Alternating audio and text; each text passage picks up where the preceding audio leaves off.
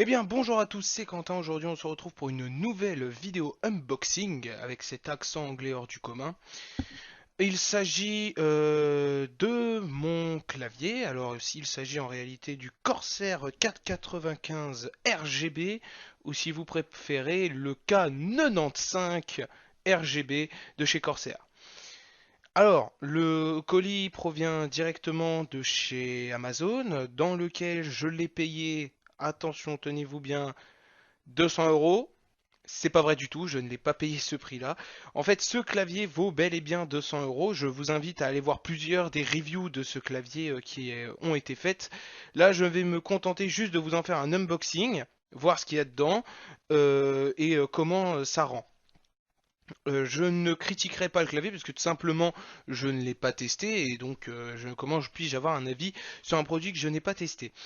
Donc oui, le clavier vaut 200 euros, ça fait très très cher pour un clavier, mais disons que je l'ai eu en réduction puisque je l'ai eu sur Amazon pour 119 euros. Bon, en arrondissant avec les centimes près, on se trouve plutôt dans la bagatelle des 120 euros. 120 euros, en fait, en réalité, c'est la norme d'un clavier mécanique. Alors, je sais très bien que tout le monde ne peut pas mettre 120 euros dans un clavier, j'en conviens bien, mais si vous voulez un clavier, un bon clavier mécanique, bah, c'est le prix qu'il faudra débourser.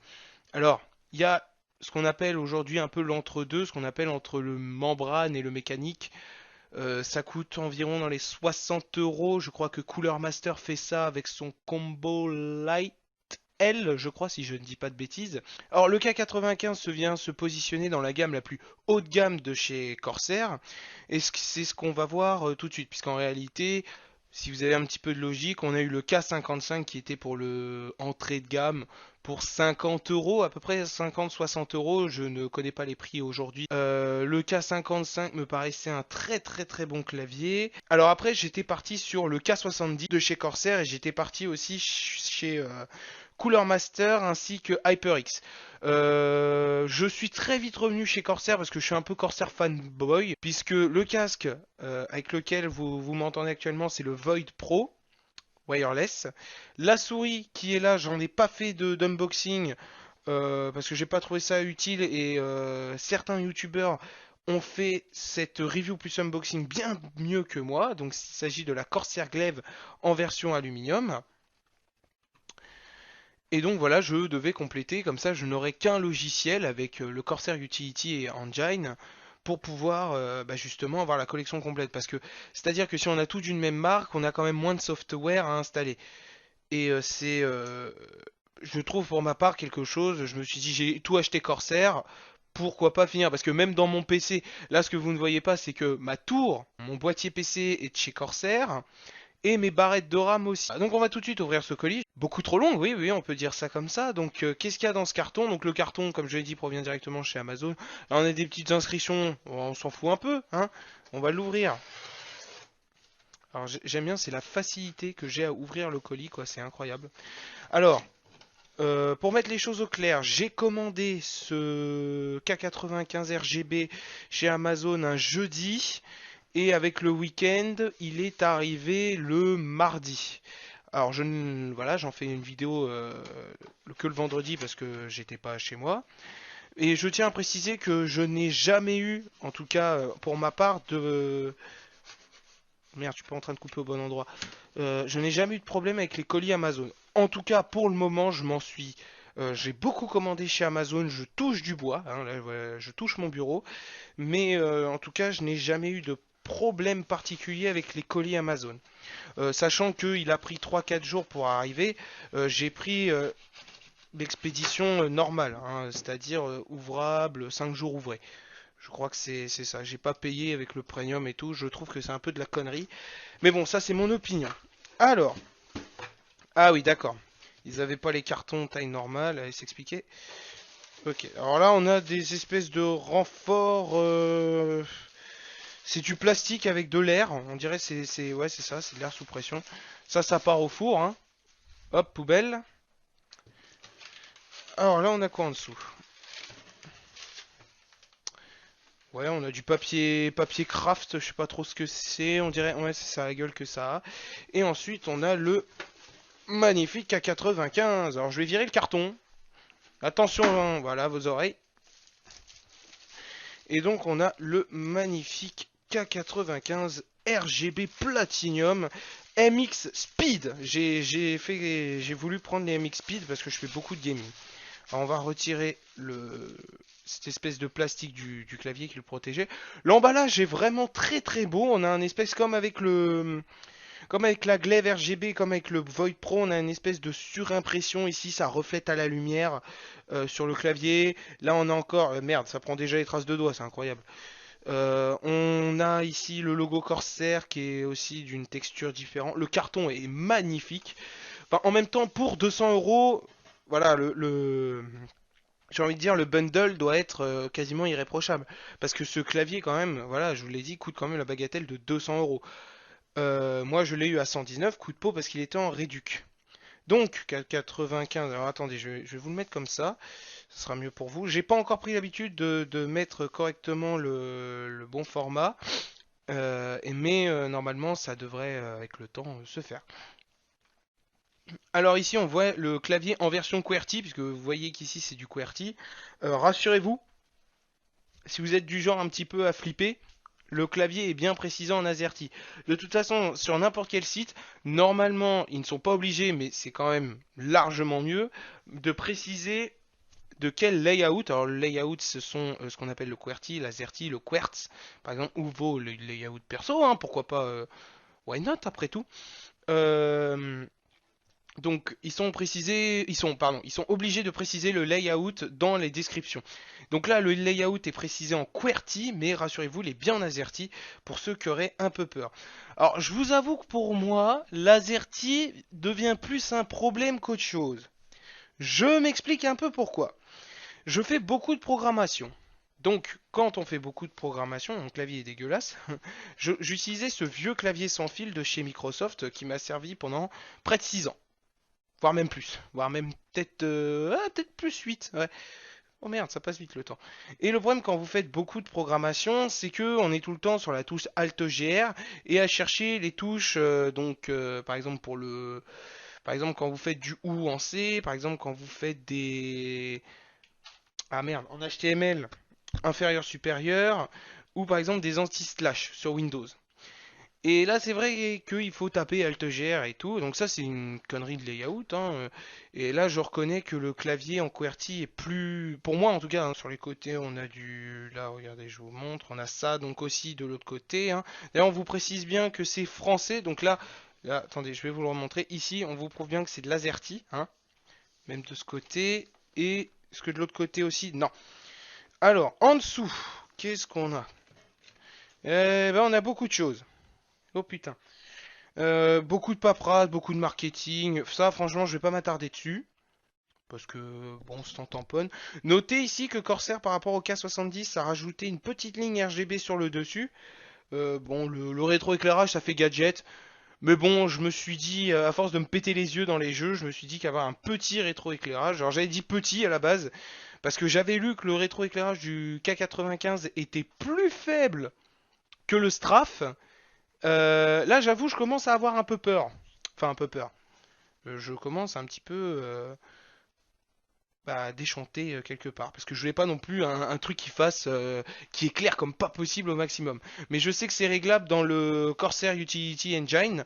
Normalement, donc je m'inquiète pas trop. Même si dernièrement, le Corsair Utility Engine a eu quelques bugs.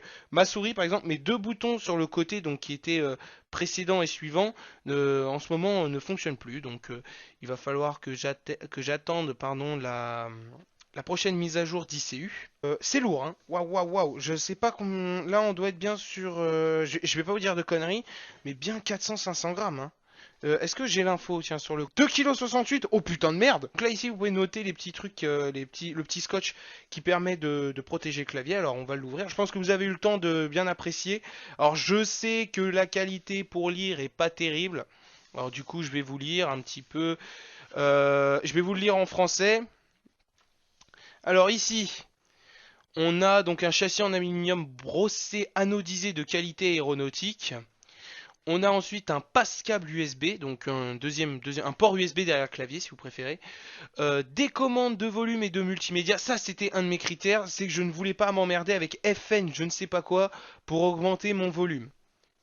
Ou baisser mon volume, mettre play, mais faire marche arrière, etc., etc. Donc ensuite on a le Corsair Utility Engine imaginaire, bon ça c'est du marketing. Les petites nota bene sur les MX Speed. Tout ce qui est Cherry MX et tout ce qui est Switch mécanique, je vous conseille d'aller vous rendre d'abord sur internet pour en apprendre plus là-dessus à ce sujet. Tout simplement, je pense que ça vous fera pas de mal et si vous avez besoin si vous voulez vous acheter un clavier mécanique, je pense qu'une piqûre de rappel ou même apprendre quelque chose, bah ça peut être très intéressant. Parce qu'au final, avoir un clavier qu'on adore, mais avec des switches qu'on n'aime pas, c'est pas très très utile. C'est comme avoir une bagnole sans moteur, quoi.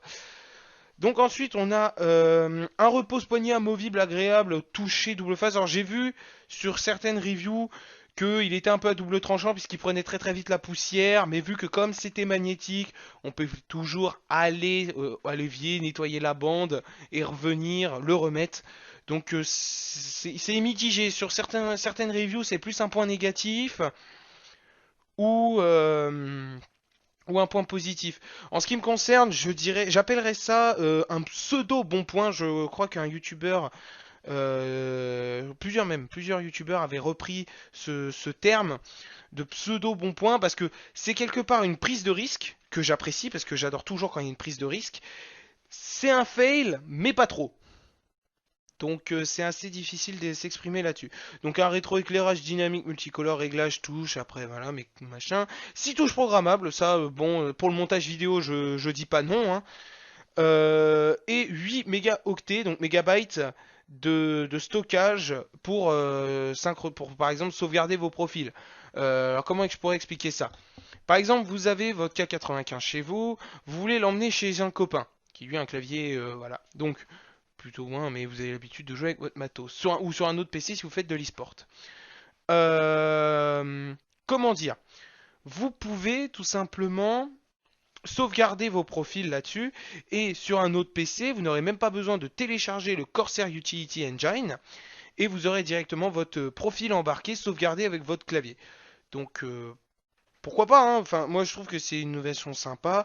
Après, ça fait plus gadget effectivement, puisque mon clavier, je vais pas me le trimballer partout, que ce soit chez moi ou au boulot. Hein. Je me vois mal au boulot avec un clavier qui fait de la lumière partout, même si on peut le désactiver. Surtout que les claviers méca, je vous le rappelle, ça fait un bruit mortel. Alors on va y ouvrir. Hein. Je parle, mais j'ouvre pas. Hein. Je bouge pas mon cul pour autant. Ah oui, ah oui, ah oui, le noir comme ça. Bon, je vais dégager le carton parce que malheureusement sur mon bureau, j'ai pas beaucoup de place, hein, j'en suis navré.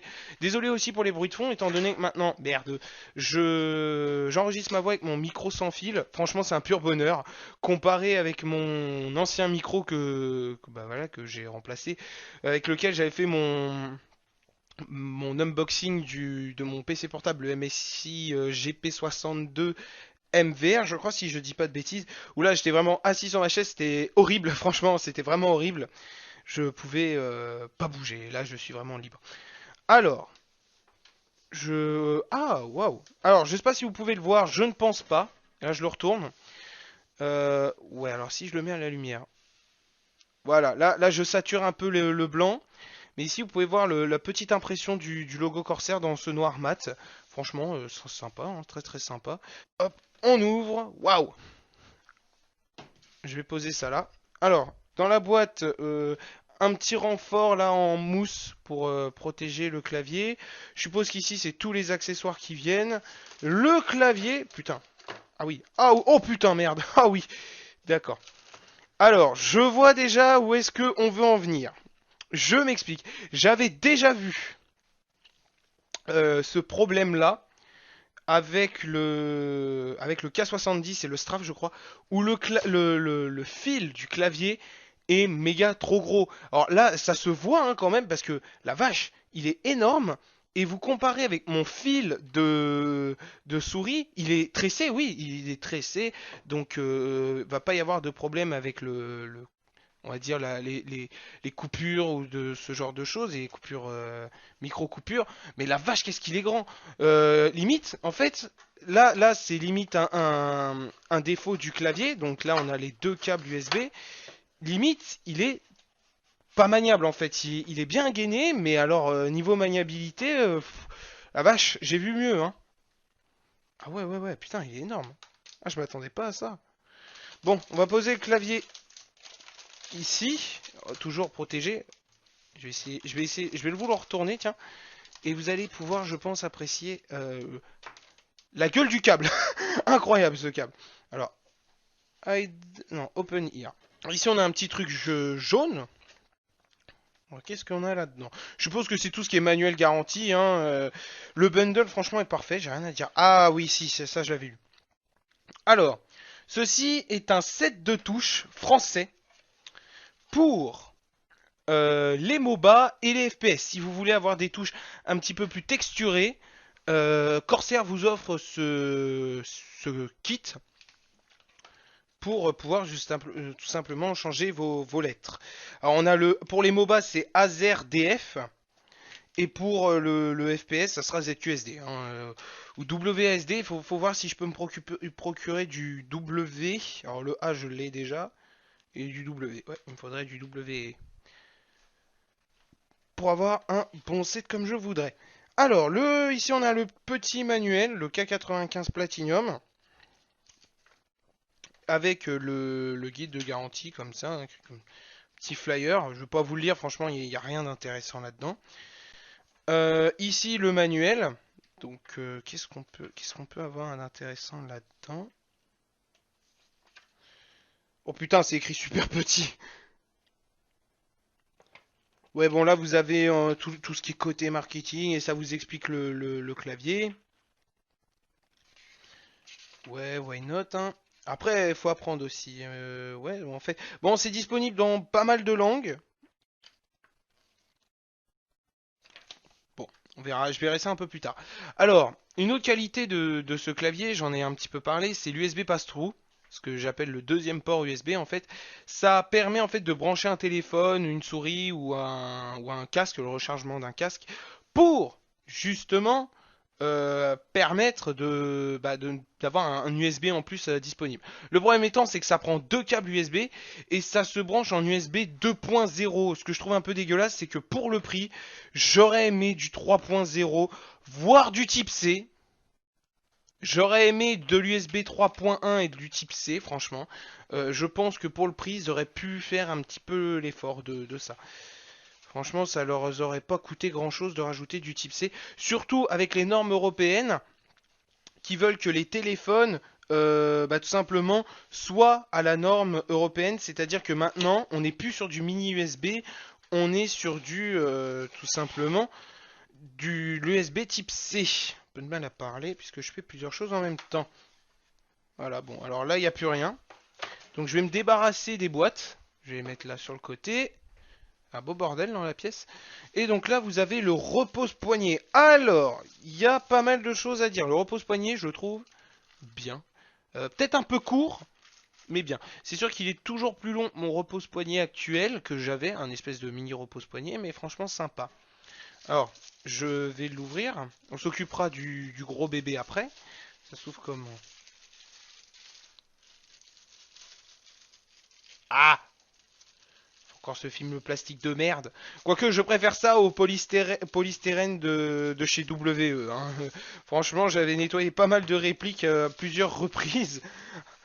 Avant même de m'en servir parce qu'il restait du polystyrène. Mais depuis, ils se sont bien améliorés. Donc pour ceux qui seraient un petit peu réticents, ils se sont bien améliorés chez WE. Alors là, on a la bande magnétique. Attends, si j'arrive à l'enlever. Il doit y avoir une couille que j'ai pas bien compris. Ah voilà. Voilà, voilà, voilà. Ah, et c'est magnétique, donc ça prend. Alors ici, on a le côté un petit peu plus texturé. Pardon, je vous le voyais pas. Ici, on a ce côté un petit peu texturé. Donc là, on voit pas bien la caméra. J'en suis vraiment navré, mais enfin même à l'œil nu, ça se voit pas bien, hein. Et ici, on a le côté un petit peu plus doux. Alors moi, je vais garder le côté doux. Alors ça se pose comme ça, hein. Voilà, vous voyez, c'est magnétique. C'est limite chiant à enlever, mais je pense que c'est parce que le clavier est tout neuf. Alors le derrière, ça prendra pas mal la poussière. Et je pense aussi les traces de doigts, hein. Je pense que ça peut se voir puisque c'est brillant donc ça reflète la lumière. Je vais mettre ça sur le côté. Et ensuite, le gros cap sa mère. Putain, mais ils m'ont pompé quoi là, Corsair? Eh les gars, je vous avais demandé un clavier. Enfin, je vous avais demandé un câble normal, un câble tressé, pas un câble à... Comme là ce que vous m'avez pompé. Eh.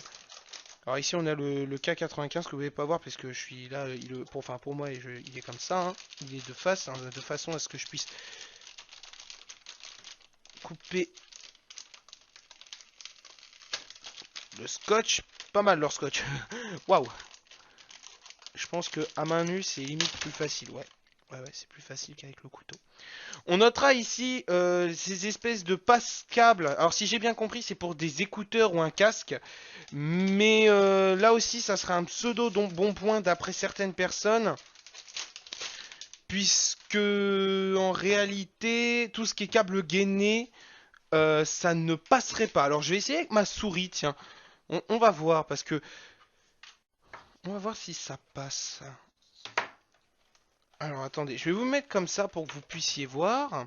Est-ce que ça passe? Alors déjà, j'ai pas beaucoup de fils. Alors ouais, ça passe, mais c'est short. Ouais, c'est très short. Ça passe à peine. Alors c'est, je pense, une bonne innovation, mais je pensais que ça allait être plus grand. Ah, un élément qui a failli se péter la gueule.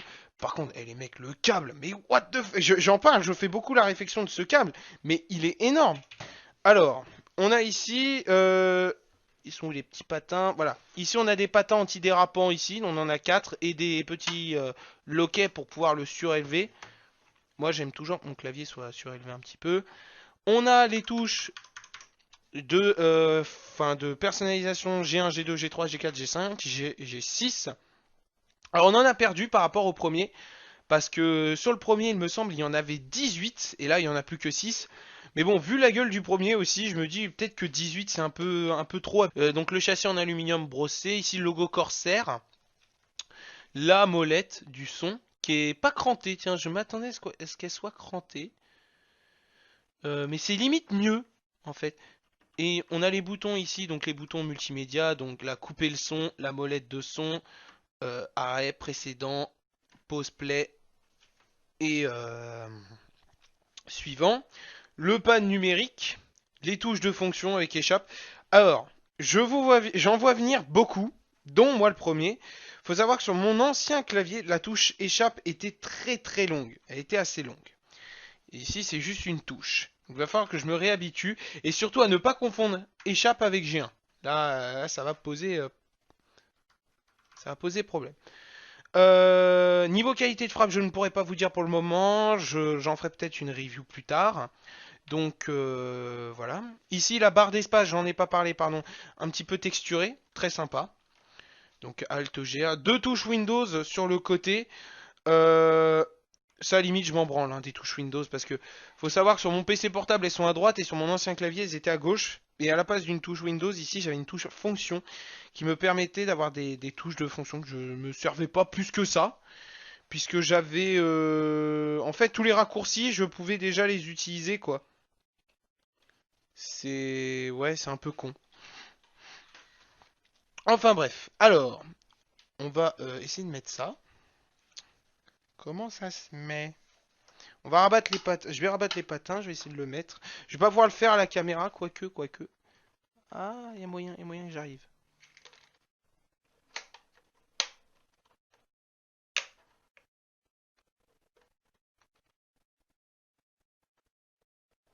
La taille du câble, quoi.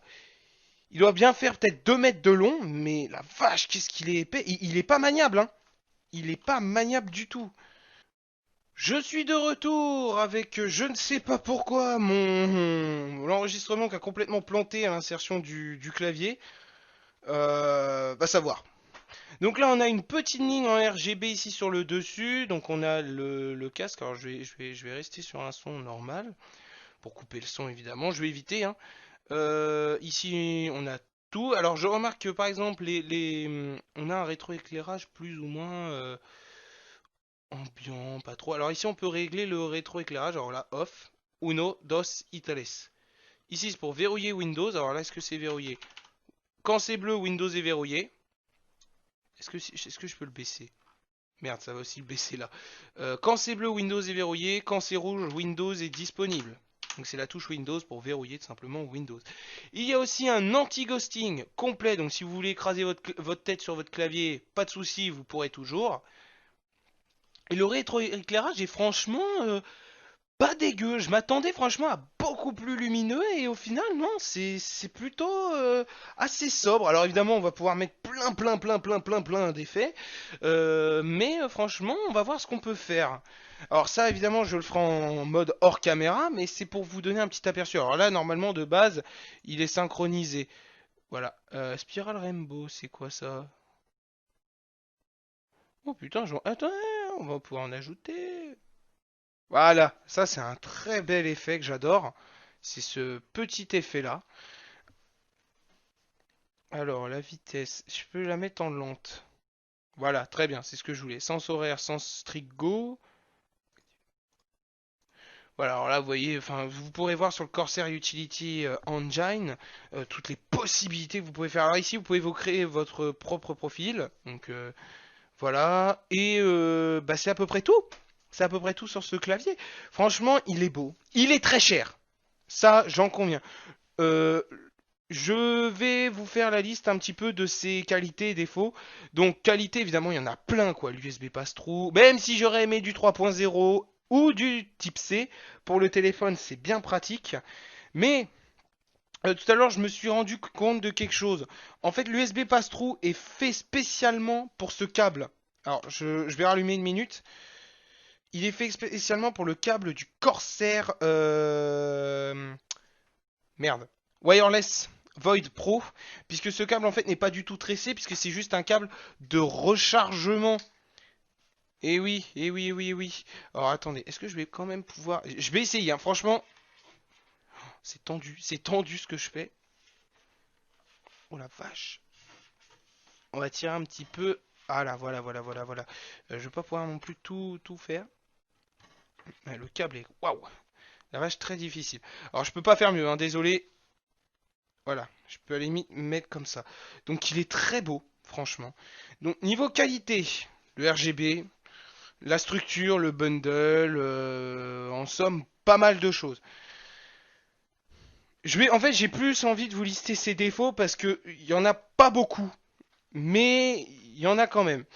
Le câble, franchement, ce câble, what the fuck, les gens. Ils m'ont pompé quoi chez Corsair? Vous avez pensé à quoi, les gars? J'en avais beaucoup entendu parler et je me suis dit ça risque de me rebuter. Et la vache en fait. Et pareil sur le K70 et apparemment pareil sur le Straf, hein. Pareil sur le Straf, le K70 et le K95 premier du nom je crois, hein. Ouais, je crois que c'est ça. Donc le câble, l'USB j'aurais aimé, alors là je classifie ça entre plutôt pseudo bon point parce que l'USB on a l'USB pass-through, ce qui est plutôt bien, franchement c'est gadget. Mais pour le prix, franchement, rajoutez-moi de l'USB. Enfin, il aurait fallu remplacer ça par de l'USB 3.1 ou 3.1 type C. Et pourquoi pas faire comme Razer, mettre du jack micro. Alors là, ça aurait été plus compliqué niveau connectique parce que les gars, si vous m'avez pompé ça pour deux câbles, qu'est-ce que ça aurait été pour 4? Là, waouh. Enfin bref, pourquoi pas. Le repose-poignet, je le trouve un peu court, mais il est très bien. Enfin, c'est un petit défaut. Les câbles en dessous, bon, en fait, avec les câbles gainés, ça ne marche pas, ou vraiment les câbles très fins, mais... Enfin, dans la philosophie, je me dis, à partir de quand t'achètes un clavier à 200 euros et que t'auras, par exemple, pour jouer à Counter-Strike, des écouteurs ou un casque à 10-15 euros, quoi. Non, les gars, franchement, ça, vous pouvez l'améliorer. La bande RGB, franchement, magnifique. En plus, elle va sur les coins, et ça, je trouve ça super beau. En plus, à la caméra, ça rend pas si bien que ça, mais c'est pas si dégueulasse que ça. En plus, il commence à faire nuit, donc vous pouvez un petit peu apprécier le rendu. Et puis voilà. Donc j'espère que cette vidéo vous aura plu. J'éditerai la vidéo avec des choses que j'aurais pu oublier potentiellement. Et puis moi, bah, je vous dis bye bye à la prochaine avec ce beau 80, K95 de chez Corsair. Alors, juste avant de nous quitter, est-ce que je vous le conseille? Oui et non. Oui, si vous avez vraiment des attentes particulières d'un clavier mécanique. Sinon, je vous conseillerais, par exemple, si vous faites de la frappe, uniquement de la frappe, du Cherry MX Blue. Donc là, on part sur un Straff. Ensuite, si vous faites vraiment que du gaming, vraiment only gaming, du MX Silent, du MX Speed ou du MX Red à la limite. Et après le reste, par exemple, je sais que le vert c'est propriétaire. Le brand, je sais pas trop, je crois que c'est un mix entre le rouge et le bleu. Enfin, j'ai pas bien compris cette idée. Mais en tout cas, voilà ce que je pouvais dire sur ce clavier. Alors ici, vous avez toujours les trois petits interrupteurs. Voilà, mage. Et le dernier, c'est arrêt des fils, je crois. Non, c'est là. Voilà. Eh bien écoutez, j'espère que cette vidéo vous aura plu. En tout cas, moi je suis ravi d'avoir ce clavier. Si cette vidéo vous a plu, n'hésitez pas à me le faire savoir dans les commentaires. Si vous avez une question par rapport à ce clavier, je pense que je peux vous y répondre. Parce qu'il y a plein de choses que j'ai oubliées, c'est sûr. Même si je pense avoir fait le tour du propriétaire. Néanmoins, si vous avez des questions, les commentaires sont là pour ça.